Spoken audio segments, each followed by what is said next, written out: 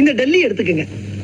இந்த சென்ட்ரல் கவர்மெண்ட்ல இருந்து நமக்கு கிடைக்கக்கூடிய முழு அதிகாரமும் பக்கத்துல இருக்கக்கூடிய ஊபி, மாப்பி, காப்பி, ராஜஸ்தான், பீகார் இவங்க எல்லாம் கொஞ்சம் கொஞ்சமா புடிங்கிக்கிட்டு கடைசியில ஒரு கொசுரை மட்டும் நம்மளுக்கு அனுப்புறாங்க. இதுக்கெல்லாம் என்ன காரணம் சொல்லுங்க? டெல்மி. ஒரே குழப்பமா இருக்கு சார். நான் சொல்றேன், டிஸ்டன்ஸ் தான் காரணம். டிஸ்டன்ஸ்.